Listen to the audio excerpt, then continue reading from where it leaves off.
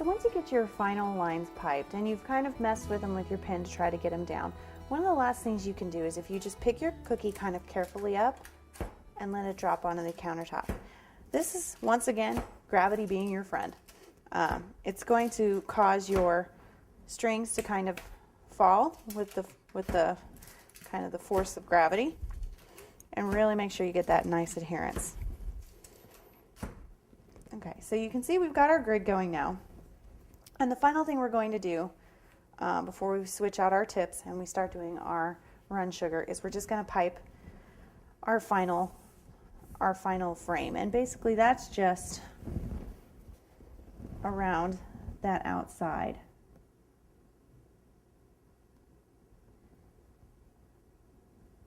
And that's just to make sure we have a nice clean edge, and once again, so that our run sugar doesn't go anywhere.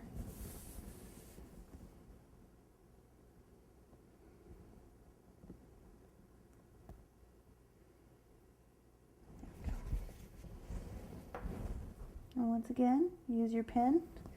Make sure you've got nice adherence all the way around. And I'm actually going to set that aside for a few minutes, let it really set up nice and hard before I start putting my run sugar in.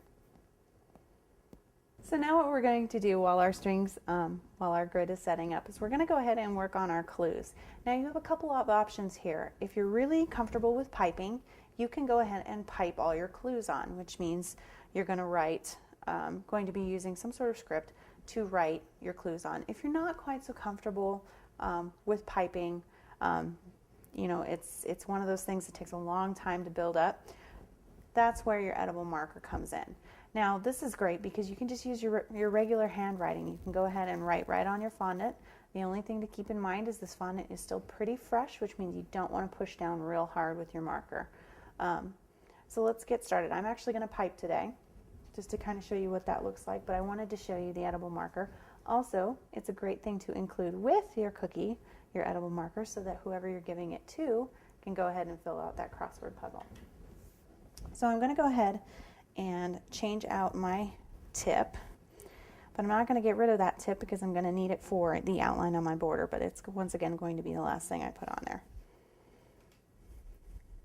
Now one of the things you want to keep in mind while you're doing this is that there are 12 words, there are 12 clues in our crossword. So it is rather long, so you want to make sure when you're piping very small, which is why we're using a number 1 tip. You might also need to use a 0 or a 00 tip, depending on what you have on hand and how comfortable you are with piping. So here we go.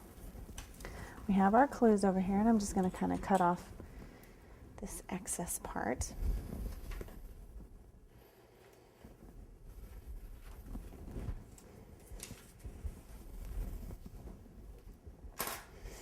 Now, if you're really uncomfortable with piping and say maybe you haven't done a whole lot of it and you want to make sure you have a nice straight line, one of the things you can do is go ahead and go back to that pattern. It's kind of a multi-purpose thing.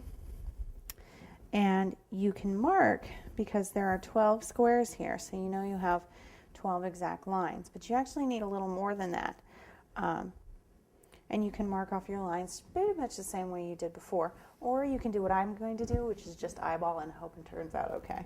Now when I'm piping letters, what I like to try to keep in mind is it's not like a pen. It's not going to act like a pen. It's going to do things you don't anticipate. So you want to keep in mind, if you want kind of bigger when you get started, there we go.